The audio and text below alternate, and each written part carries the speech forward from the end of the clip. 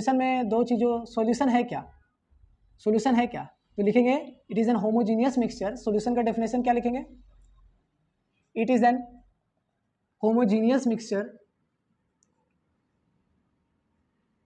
Homogeneous mixture of two और more substance, more substance से लिख लो ना, सब्सटेंसेस। देखो सॉल्यूशन क्या है, सॉल्यूशन एक होमोजीनियस मिक्सचर है। किस चीज का होमोजीनियस मिक्सचर है, तो दो या दो से ज्यादा सब्सटेंस का मिक्सचर को हम लोग क्या, जब दो तीन सब्सटेंस अलग अलग सब्सटेंस को जब मिक्स कर देंगे तो सॉल्यूशन मिल जाएगा। होमोजीनियस का मतलब है कि एकदम, मतलब कि उसको वापस अलग नहीं कर सकते, ठीक है। चलो देखो, अब हम समझते हैं दो सब्सटेंस को मिला रहे हैं, तो जब भी दो सब्सटेंस को मिलाएंगे तो किसी एक का क्वांटिटी क्या होगा, कम होगा, और किसी एक का क्वांटिटी क्या होगा, ज्यादा होगा। तो यहाँ पर हमको जब भी सॉल्यूशन पढ़ेंगे तो दो चीजें हमको जानना होगा, एक होगा सोल्यूट और दूसरा होगा सॉल्वेंट, ठीक है। आज थोड़ा सा बोलने में परेशानी हो रहा है बट ठीक है, कोशिश करते हैं, हो जाएगा। चलो देखो, तो सोल्यूट क्या होता है, जिसका अमाउंट कम हो, यानी जब हम, जिसका अमाउंट कम होगा वो क्या कहलाएगा, सोल्यूट, और जिसका अमाउंट ज्यादा होगा वो क्या कहलाएगा, सॉल्वेंट, ठीक है। जैसे कि मान लो फॉर एग्जांपल चीनी लेते हैं और पानी लेते हैं, तो चीनी का अमाउंट कम होता है, पानी का अमाउंट ज्यादा होता है, तो क्या हो गया, चीनी जो हो गया वो क्या हो गया, सोल्यूट, और पानी क्या हो गया, सॉल्वेंट। यानी सोल्यूट क्या है, जिसका अमाउंट कम हो, जिसका अमाउंट कम हो, और सॉल्वेंट क्या हो, जिसका अमाउंट ज्यादा हो। जिसका अमाउंट कम हो उसको क्या बोलेंगे, सोल्यूट, जिसका अमाउंट ज्यादा होगा उसको क्या बोलेंगे, सॉल्वेंट, ठीक है। अब देखो बात यह है कि हम जब चीनी और पानी को मिलाते हैं तो घोल देते हैं तो क्या बन जाता है, किस स्टेट में दिखता है वो, सॉलिड या लिक्विड या गैस, लिक्विड। यानी कहने का मतलब है कि अगर हम जैसे ले लेते हैं शुगर सॉल्यूशन बोल रहे हैं, शुगर सॉल्यूशन, इसका मतलब क्या क्या है, इसका मतलब इसमें शुगर है प्लस क्या है, वाटर है। अब शुगर का अमाउंट क्या होगा, कम होगा, और वाटर का अमाउंट क्या होगा, ज्यादा होगा। तो जिसका अमाउंट कम होगा वो क्या होगा, सोल्यूट, और जिसका अमाउंट ज्यादा होगा उसको क्या बोलेंगे, सॉल्वेंट। और जब दोनों को मिक्स कर देंगे तो क्या बन जाएगा, सोल्यूशन। तो यहाँ पर जिसका अमाउंट कम हो सोल्यूट है, जिसका अमाउंट ज्यादा वो सॉल्वेंट। लेकिन बात मेरा ये नहीं समझ में आ रहा है कि जब हम इसको मिलाएं तो ये किस स्टेट में दिखता है, तो state of solution is decided by the state of solvent.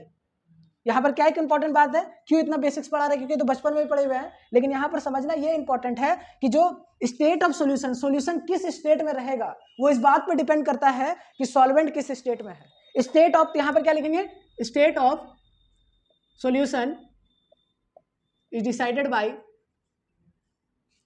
By state of solute, sorry solvent. जो भी सॉल्वेंट का स्टेट होगा वही सॉल्यूशन का स्टेट होगा। जैसे, और ये बात जरूरी नहीं है कि सॉल्यूशन हमेशा लिक्विड में होगा, चैप्टर 1 स्टार्ट हो गया है, ठीक है। ये जरूरी नहीं है कि जो सॉल्यूशन है वो हमेशा लिक्विड में होगा, लिक्विड में हो भी सकता है, सॉलिड में भी हो सकता है।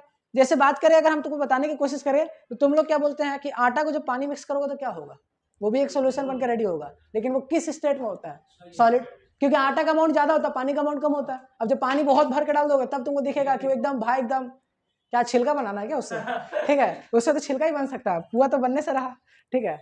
तो देखिए वही कह रहे हैं कि स्टेट ऑफ सॉल्यूशन किससे डिसाइड होता है, state of solution is decided by state of solvent. जो सॉल्वेंट का स्टेट होगा वही सॉल्यूशन का स्टेट होगा। जल्दी से, जरूरी नहीं है कि एक सॉल्यूशन में एक ही सोल्यूट हो, क्या बोले, एक सॉल्यूशन में एक ही सोल्यूट है, जरूरी नहीं है। पहले चीनी डालते हैं पानी में और फिर रूह अफ़ज़ा डालते हैं, तो कितना सोल्यूट डाले, 2 गो।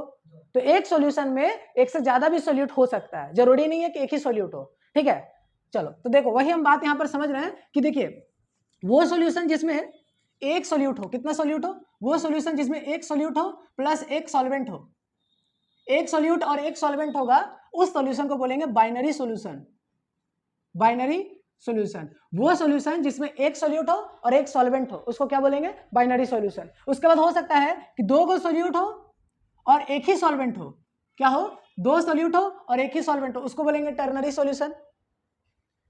उसके बाद हो सकता है 3 सोल्यूट हो और एक ही सॉल्वेंट हो, सॉल्वेंट एक ही होगा, सोल्यूट का अमाउंट अगर हम बढ़ाते जाते हैं, अलग अलग सोल्यूट डाल रहे हैं, तो इसका मतलब है कि सॉल्यूशन अलग अलग होगा। पहला होगा बाइनरी सॉल्यूशन, दूसरा होगा टर्नरी सॉल्यूशन, और अगला होगा क्वाटरनरी सॉल्यूशन। क्वाटरनरी सॉल्यूशन, समझ गए। अब एग्जांपल लिखेंगे, जैसे sugar solution. Sugar solution, sugar solution में क्या क्या होता है, शुगर प्लस वाटर, शुगर का अमाउंट कम होता है कि वाटर का अमाउंट ज्यादा होता है? तो मेरा बात सही था ना, वाटर का ज्यादा है और शुगर का कम है, ठीक है। तो इसमें शुगर क्या हो गया, शुगर हो गया सोल्यूट और वाटर क्या हो गया सॉल्वेंट। आई होप कोई डाउट नहीं होगा। अगर मान लो हमारे पास लिखा हुआ है एक्वस कॉपर सल्फेट, तो इसका मतलब क्या है, एक्वस का मतलब हो गया पानी और कॉपर सल्फेट, दो चीज प्रेजेंट है। जब भी कहीं पर एक्वस लिखा होगा इसका मतलब पानी है और क्या है कॉपर सल्फेट है, तो पानी का अमाउंट जो होगा वो ज्यादा होगा, तो ये होगा सॉल्वेंट, और ये जो कॉपर सल्फेट है ये क्या होगा सोल्यूट। कोई दिक्कत समझने में, कोई डाउट? सॉल्यूशन, सॉल्यूशन कितने टाइप का होता है? तीन टाइप का, कौन कौन सा? अरे वो तो on the basis of solute हो गया ना, नहीं हाँ फॉर्म नहीं वो तो सॉल्यूशन का नहीं होगा, वो नहीं वो भी नहीं है। Types of solution on the basis of लिखिएगा, पहला लिखिएगा कि जो सॉल्यूशन का टाइप होता है वो तीन होता है, सॉलिड, लिक्विड और गैस। लेकिन गैस और का मतलब क्या है, सोल्यूट का पता हम बताते हैं। देखो यहाँ लिखो टाइप्स ऑफ सॉल्यूशन, यहाँ पर कॉलम लिखेंगे, ठीक है, ऐसे बनाते हैं कॉलम जो एनसीईआरटी में दिया हुआ है, ठीक है। हाँ एकदम बचपन वाला चीज याद आ रहा है ना। चलिए हाँ, होमोजीनियस और हेट्रोजीनियस क्लास 9 में पढ़ा होगा, चैप्टर 2 में स्टेट्स ऑफ मैटर था ना शायद। टाइप्स, यहाँ लिखेंगे टाइप, यहाँ लिखेंगे सोल्यूट, यहाँ लिखेंगे सॉल्वेंट और यहाँ लिखेंगे एग्जाम्पल। बहुत इंपॉर्टेंट है ये, एमसीक्यू पॉइंट ऑफ व्यू से बहुत ज्यादा इंपॉर्टेंट है।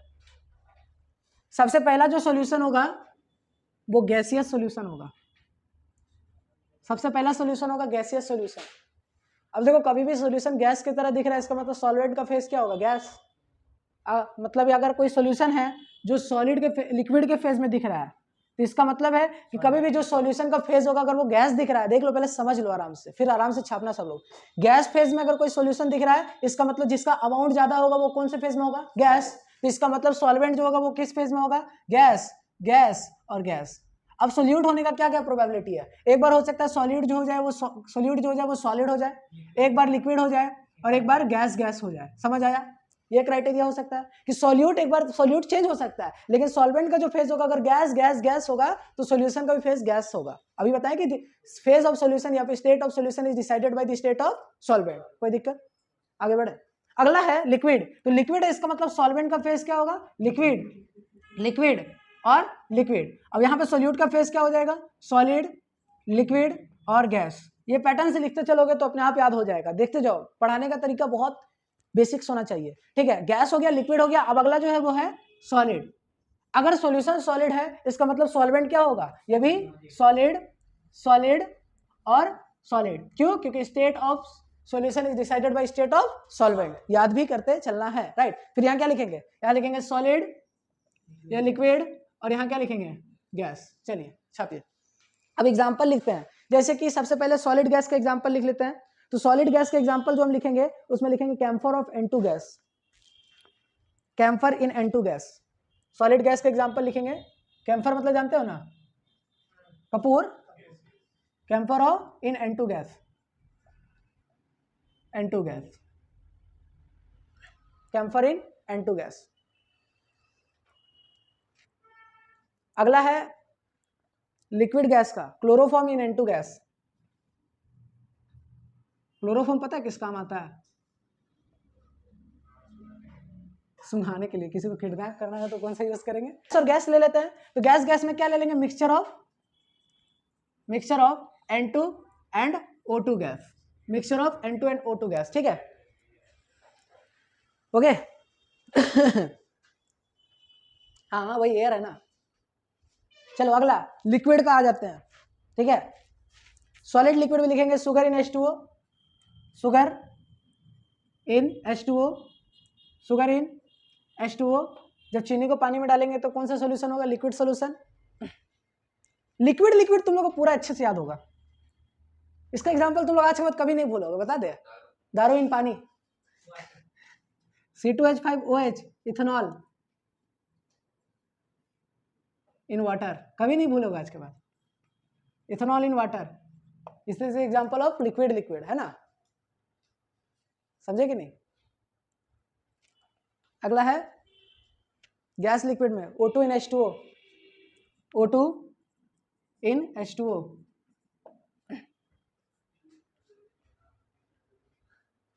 सॉलिड सॉलिड का एग्जांपल होगा एलॉय।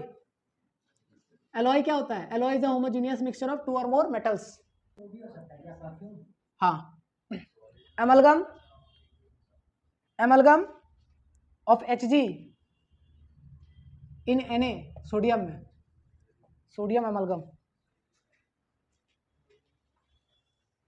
H2 इन पेडियम, H2 इन Pd, पलाडियम, पलाडियम। चलिए छापिए, स्टेप बाय स्टेप बताओगे। कंसंट्रेशन टर्म्स, सबसे पहला होगा परसेंटेज, सबसे पहला होगा परसेंटेज, दूसरा होगा परसेंटेज के बाद होगा दूसरा मोल फ्रैक्शन, मोल फ्रैक्शन, फिर आएगा तीसरा मोलैरिटी, आगे पीछे हो सकता है कोई दिक्कत नहीं है, मोलैरिटी, मोलैलिटी, और फिर नॉर्मैलिटी, और फिर फॉर्मेलिटी, जो निभा देते हैं आप लोग, इतना याद करके निभा दिया है ना, फॉर्मेलिटी, और पीपीएम, पीपीएम का फुल फॉर्म क्या है? पार्ट्स पर मिलियन, पीपीबी पार्ट्स पर बिलियन, और कुछ और है? इतना ही है, स्ट्रेंथ। इसमें से अगर हम बात करें कि कोई इंपॉर्टेंट है तो वो सिर्फ परसेंटेज है, मोलैरिटी, मोलैलिटी, नॉर्मैलिटी, फॉर्मेलिटी, यहाँ ही तक इंपॉर्टेंट है, नहीं फॉर्मेलिटी तक नहीं, नॉर्मैलिटी तक, 5वें नंबर तक ही इंपॉर्टेंट है, बाकी सब तो बेकार है। चलो, कंसंट्रेशन टर्म में पहला नंबर है परसेंटेज। परसेंटेज देखिए, परसेंटेज में हम लोग को 3 वो परसेंटेज पढ़ना है। पहला नंबर होगा जिसका नाम है W/W%, दूसरा है W/V%, तीसरा है V/V%। 3% है, W/W, W/V एंड V/V। इसका मतलब होता है W/W का मतलब होगा weight by wait percent, weight by wait percent. दूसरा है weight by volume percent,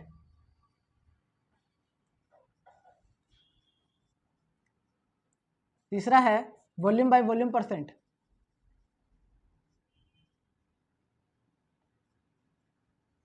listen, अब एक एक करके थोड़ा समझेंगे सबको, है ना? हो गया? वेट बाई वेट परसेंट को हम लोग मास बाई मास परसेंट भी बोलते हैं, ठीक है? वेट मतलब मास। सर में हम लोग जब W/W% निकालेंगे तो परसेंट हमेशा हम लोग निकालते वक्त ऊपर में हमेशा छोटा वाला को रखेंगे, तभी परसेंट पॉसिबल है। बड़ा वाला को रख देंगे तो परसेंट बहुत ज्यादा हो जाता है, 100 पार कर जाता है। तो देखिए, हम हमेशा ज्यादातर का फॉर्मूला बता रहे हैं कि ऊपर में हमेशा किसको रखा जाता है? सोल्यूट को, और नीचे में हमेशा किसको रखा जाएगा? सोल्यूशन को। हो सकता है सॉल्वेंट भी रखा जाए, कोई प्रॉब्लम वाली बात नहीं है, सॉल्वेंट भी रखा जाएगा, बट वो weight by wait percent solvent का निकलेगा फिर। बट हम बेसिक्स बता रहे हैं। तो देखिए, तो जब भी किसी का फॉर्मूला याद करना होगा तो हम लोग डायरेक्ट लिखेंगे, ऊपर में W लिखा है, W का मतलब होता है वेट, तो लिखेंगे वेट ऑफ सोल्यूट। क्या लिखेंगे? Weight of solute. और नीचे क्या लिखेंगे? W का मतलब हो जाएगा वेट ऑफ सोल्यूशन, और किससे मल्टीप्लाई कर देंगे?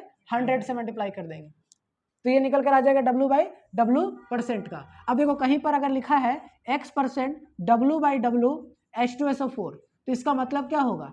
इसका मतलब हम समझा रहे, देखिएगा जरा ध्यान से। पहले सबसे पहले हम परसेंट को हटाएंगे तो क्या आ जाएगा नीचे? 100। कोई दिक्कत? यहां तक सबको समझ आया? 100 आ जाएगा। अच्छा, ऊपर वाला जो W/W, इसका मतलब ऊपर वाला भी ग्राम में होगा और नीचे वाला भी जो होगा ग्राम में होगा। ऊपर वाला क्या होगा?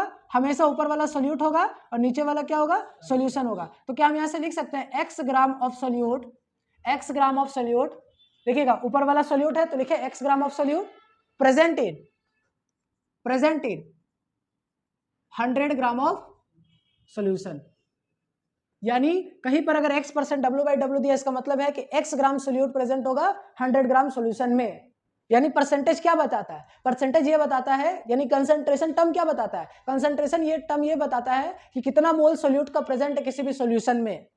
हम लोग समझते ही नहीं कि कंसंट्रेशन का मतलब क्या था। कंसंट्रेशन इट शोज दैट कि how many moles of solute present in any solution and what is the concentration of the solution in the what is the concentration of solute in any solution. तो यहाँ पर percentage का मतलब क्या है? Percentage का मतलब यह है कि अगर X% लिखा है तो इसका मतलब X/100 होगा। इसका मतलब होगा X ग्राम सोल्यूट प्रेजेंट है 100 ग्राम सोल्यूशन में। जैसे कहीं पर लिख दिया, मान लो 49% W/W HCl, तो इसका अब यहाँ पर देखो, थोड़ा सा इसमें करेक्शन कराएंगे, बट यहाँ देखो इसका मतलब होगा परसेंट हटाएंगे, साइड में कर लेंगे, 49/100 आ जाएगा। इसका मतलब हो जाएगा 49 ग्राम ऑफ सोल्यूट नहीं लिखेंगे, ये जो बगल में HCl लिखा है ना यही सोल्यूट है। जब भी परसेंटेज में कुछ इस तरीके से उसके बगल में लिखा होगा यानी वही सोल्यूट है। तो क्या लिखेंगे 49 ग्राम ऑफ HCl, तो ऊपर में भी एक मिस्टेक हो गया, सोल्यूट की जगह क्या लिखेंगे H2SO4। तो क्या लिखेंगे 49 gram of HCl present in 100 gram of solution. क्या यहां तक सबको समझ आया? परसेंटेज क्या बताता है? परसेंटेज ये बताता है कि 100 ग्राम के सॉल्यूशन में कितना किसका अमाउंट प्रेजेंट है। क्या 100 ग्राम का हमेशा 100 ग्राम होगा? कभी 100 ml भी हो सकता है। कैसे पता चलेगा कि ग्राम है कि ml? वो लिखा रहेगा W/W%। अगर W लिखा है तो इसका मतलब दोनों ऊपर भी W और नीचे भी W, यानी सोल्यूट भी ग्राम में है और सॉल्वेंट भी ग्राम में है। कहीं पर भी वेट बाय वेट परसेंट का मतलब क्या होता है? Mass by mass percent means solute is also in mass and solvent is also present in gram. Okay, कोई दिक्कत? छापिए। देखिए परसेंटेज को बहुत चीड़-फाड़ करके पढ़ना है क्योंकि ये बहुत इंपॉर्टेंट है। इसका डायरेक्ट क्वेश्चन तो नहीं आएगा लेकिन इनडायरेक्ट क्वेश्चन जरूर आता है। परसेंट है वेट बाय वॉल्यूम परसेंट, तो इसका मतलब है कि ऊपर वाला किस में होगा? ग्राम में, और नीचे वाला किस में होगा? ml में। तो इसका मतलब ऊपर वाला हमेशा क्या होता है? सोल्यूट। ज्यादातर सोल्यूट होगा, रेयर केस में सॉल्वेंट होगा, बट कोई फर्क नहीं पता चलेगा। ठीक है, जिसका भी परसेंटेज निकालने बोलेगा ना उसको ऊपर रखना, ये बात याद रखना। वेट ऑफ सोल्यूट, नीचे क्या लिखेंगे? Volume of solution. तो यहाँ क्या हो जाएगा? फॉर्मूला हो जाएगा वेट ऑफ, बोलते जाना है तभी तो सीखेंगे, wait of solute by volume of solution, और वो भी किससे मल्टीप्लाई करेंगे? 100 से। ठीक है, इसका मतलब अगर कहीं पर लिखा है X% W/W, W/V, और मान लो कि ऐसा ले लेते, कोई भी एक सोल्यूशन ले लेते हैं, XYZ सोल्यूशन है, कुछ HCl ही ले लो, चलो। तो यहां पर क्या लिखेंगे? X gram of HCl present in 100 gram ml। Good, समझ आ रहा है इसका मतलब 100 ml ऑफ सोल्यूशन। चलिए छापिए, सी वाटर, हाँ, if sea water is assumed, अब देखो इंग्लिश मत लगाना, इधर इंग्लिश नहीं चलता है। To contain 40 gram of salt per 200 gram of sea water,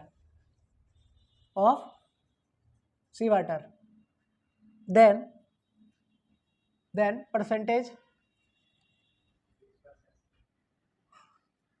percentage by mass of salt present is,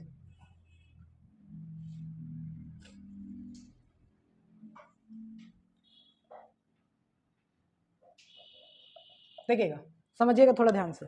मान लीजिए इसको हम लोग दो तरीके से बनाएंगे, एक होगा आम जिंदगी और एक लगाएंगे मिंटोस जिंदगी।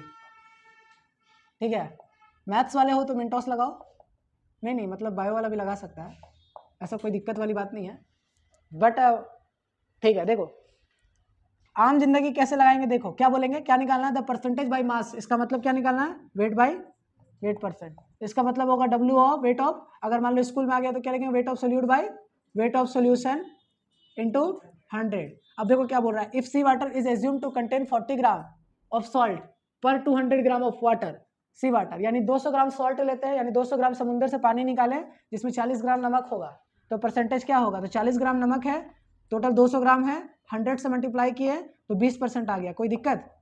ये हो गया आम जिंदगी, जो स्कूल में लगा सकते हैं। आम जिंदगी मतलब स्कूल वाला, बायो मतलब स्कूल वाला, क्योंकि स्कूल में जो बायो में जो पढ़ते हैं वही स्कूल में पढ़ते हैं। ठीक है, अब देखिएगा मिंटोस जिंदगी कैसे लगाएंगे, तो कह रहा है 40 ग्राम है 200 ग्राम में, और हम तब से चिल्ला के कह रहे थे कि 100 ग्राम में कितना होगा, वही तो परसेंटेज होता है। तो यहाँ पर 100 करने के लिए क्या करेंगे, इसको 2 से डिवाइड देंगे। आ रहा है समझ? अरे 100 में जितना प्रेजेंट होगा बस वही परसेंटेज होगा। 500 भी पूछ ले तो भी बता देंगे। फिर से लगाएंगे, एक तरफ लगाएंगे आम जिंदगी 96, हाँ गुड, वेरी गुड। रट क्या है क्या जी? अरे यार कसम से एकदम किसी दिन गिरेंगे ना मुंह कान लाल हो जाएगा मेरा, इसीलिए हम ये वाला माइक यूज नहीं करता है। मिंटोस जिंदगी, ठीक है, चलो पहले हम जिंदगी लगाते हैं। क्या क्या दिया है जरा बताइए तो। सोल्यूट ए को पुट कर रहे हैं एक सॉल्वेंट में, यानी एक सोल्वेंट में पुट कर रहे हैं और एक सोल्यूशन बन के रेडी हो जा रहा है। हमसे क्या बोल रहा है, what should be the mass of A, percentage दिया है, जो दिया जाए पहले उसका फॉर्मूला तो लिखो, क्या आएगा, W/W% दिया है, फॉर्मूला क्या लिखेंगे बताइए, W/W% इक्वल टू हो जाएगा weight of solute by weight of solution, और उसको मल्टीप्लाई किससे कर देंगे, 100 से। क्या यहाँ तक समझ आया दिवांशु? अब क्या बोल रहा है, ये सोल्यूट ए को पुट कर रहे हैं, पता नहीं कितना ग्राम का है, पता नहीं, वही पता करना है कि कितना ग्राम का है, पुट कर दिए हैं, but weight by weight percent कितना दे दिया है, 40। तो यहाँ पे लगाएंगे 40 equal to weight of solute पता नहीं है, वेट ऑफ सोल्यूट पता नहीं है, और वेट ऑफ सोल्यूशन जो है वो कितना है 240 ग्राम, इनटू कर देंगे 100 से, क्रॉस मल्टीप्लाई कर देंगे तो कितना आ जाएगा, weight of solute is equal to हो जाएगा 96 ग्राम। ठीक है, समझ आया? ये स्कूल के लिए कर सकते हैं। अब समझते इधर, यहां तक आया समझ, कोई दिक्कत, डर नहीं लग रहा है? चलो अच्छा, अब देखो 40% का दिया हुआ है, इसका मतलब है कि 40 ग्राम होगा 100 ग्राम में। अरे हाँ ना, बचपन में यूनिटरी मेथड पढ़े थे कि अगर 40 ग्राम है 100 ग्राम के सोल्यूशन में 40 ग्राम सोल्यूट है तो 1 ग्राम कितने, सॉरी हाँ ठीक है, यानी 1 ग्राम सोल्यूशन में कितना होगा जरा बताइए तो, हाँ कितना हो जाएगा 40/100। अब वही 240 ग्राम का सोल्यूशन है तो 240 इधर कर देंगे तो इधर हो जाएगा 40/100 इंटू 240, 0 से 0, 0 से 0 यानी 96। समझे? कोई फॉर्मूला भी ना बना लेंगे, बस याद क्या रखना है कि परसेंटेज का मतलब होता है कि 100 ग्राम में कितना सोल्यूट प्रेजेंट है। ये हो गया, रटना तो है ही, लेकिन रटने के साथ समझ लो ना तो एग्जाम के दिन फिर, हाँ कौन वाला परसेंटेज का फॉर्मूला था, कुछ तो था पता नहीं, चलो छापो। कैलकुलेट, एनसीईआरटी का क्वेश्चन ऐसा ही होगा, calculate the mass percent of benzene, benzene का मास परसेंट निकालना है, एंड कार्बन टेट्राक्लोराइड यानी दोनों का परसेंटेज निकालना है। समझ गए? तो पहले निकालेंगे, अब यहाँ पर हम वही बात बोल रहे थे कि मास परसेंट किसका निकालना है, यानी W/W% निकालना है किसका, सबसे पहले W/W% बेंजीन का निकालते हैं, तो जिसका परसेंटेज निकालेंगे उसका वेट ऊपर लिखेंगे, तो वेट ऑफ बेंजीन लिखेंगे, क्या लिखेंगे, weight of benzene, weight of benzene divided by क्या लिखेंगे, वेट ऑफ सोल्यूशन। अब देखो स्कूल के एग्जाम जब देंगे तो ये बात लिखना पड़ेगा, नहीं तो फिर नंबर नहीं मिलेगा। तो वेट ऑफ बेंजीन कितना है, तो लिखा है 22 ग्राम ऑफ बेंजीन है, तो यानी यहाँ पर लिख दिए 22, नीचे क्या लिखेंगे, वेट ऑफ सोल्यूशन, यानी सबका वेट जोड़ देंगे, यानी 22 + 122 into 100 that is equal to, यहाँ से क्या आ जाएगा 22/144 इंटू 100। कैलकुलेशन आपका काम है, हाँ अरे कितना सही, 1100/72% निकाला है। आया क्या, सॉल्व करेगा क्या उसको कोई, 15.2। अब देखो W/W% किसका निकालना है बताओ, W/W% निकालना है CCl4 का। तो कोई मूर्ख वाला काम मत करना कि फिर से फॉर्मूला लगा रहे हैं फिर से आंसर ला रहे, नहीं, दोनों कंपाउंड को मिला के 100% होता है, तो एक का परसेंटेज आ गया तो दूसरे के परसेंटेज में क्या करेंगे, 100% होता, अगर ये नहीं होता है तो कितना सब्ट्रैक्ट हो जाएगा, कितना आ रहा है उसका वैल्यू, कितना आ रहा है 15.2 आ रहा है, तो इसका मतलब है कि यहाँ पर 15.2 सब्ट्रैक्ट कर दो तो कितना आंसर आ जाएगा 84.8%। कोई दिक्कत, किसी को कोई डाउट, समझ आया? चलिए अगला क्वेश्चन बनाइए तो आप लोग खुद से। Volume by volume percent of solution made by containing 25 ml of ethanol with enough water to produce 200 ml of solution, to produce 200 ml of solution. तो वॉल्यूम बाय वॉल्यूम परसेंट निकालने पूरा, तो volume by volume percent is equal to हो जाएगा volume of solute by volume of solution, वो भी किससे multiply कर देंगे 100 से। तो वॉल्यूम ऑफ सोल्यूट जो है वो कितना है 25 ml है, एंड वॉल्यूम ऑफ सोल्यूशन कितना है 200 ml है, इंटू 100 कर देंगे, यहाँ से 2 0 से 2 0, आंसर आ जाएगा 12.5%। What should be the mass by volume percent निकालने, क्या बोल रहा है समझ आया क्या, W/V% यानी मास बाय वॉल्यूम परसेंट। तो यहाँ क्या लिखेंगे W/V%, फॉर्मूला क्या हो जाएगा, क्या लिखेंगे formula, wait of solute by volume of solution into 100। अरे रुक जाओ भाई, चलो यहाँ तक आया समझ। अब आगे बढ़ते हैं, which is 20% mass by mass, इसका मतलब क्या है, इसका मतलब है कि इस सॉल्यूशन का, रुक जाओ भाई, 20% W/W दिया हुआ है। देखो हम बार बार कह रहे हैं कि इसको इंग्लिश को तोड़ो ना, क्या मतलब है इसका, मास बाय मास, इसका मतलब है 20 ग्राम का क्या होगा ऑफ सोल्यूट होगा, है कि नहीं। 20% W/W का मतलब क्या है, 20 ग्राम सोल्यूट, कितने ग्राम सोल्यूशन में इन 100 ग्राम। बोलना है, डरना नहीं है। 100 ग्राम सॉल्यूशन में, कोई दिक्कत आया समझ? तो यहाँ पर और यहाँ पर कुछ मिल रहा है, देखो तो सोल्यूट का वेट पता नहीं चल गया, देखो तो 20 ग्राम है, डायरेक्ट यहाँ से एक पता चल गया। अब देखो यहाँ पे क्या दिया है, ये ग्राम ऑफ सॉल्यूशन दिया, यानी ये क्या है, मास ऑफ सॉल्यूशन है, और हमको चाहिए क्या, वॉल्यूम ऑफ सॉल्यूशन। लेकिन देखो भाई मेरा यहाँ दोस्त दिया हुआ है, इस दोस्त को देखो, जब भी क्वेश्चन में डेंसिटी दिया जाए समझ जाना डेंसिटी का फॉर्मूला लगने वाला है। क्या है density is equals to, density अगर सॉल्यूशन का लिखेंगे तो लिखेंगे डेंसिटी इज इक्वल्स टू हो जाएगा mass of solution divided by volume of solution. आया समझ?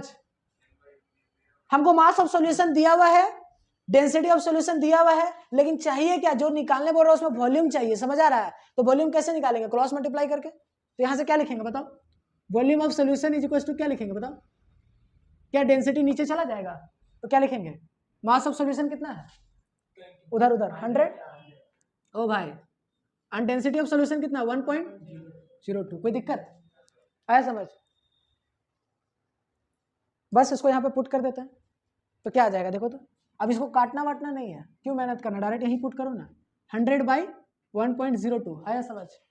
ये वाला कहाँ चला जाएगा ऊपर, तो ये क्या आ जाएगा 20/100 गुना 1.02, और यहाँ पर परसेंटेज का 100 और यहाँ पर परसेंटेज का 100। कोई दिक्कत? हाँ 100 100 ये आ जाएगा 20.4%।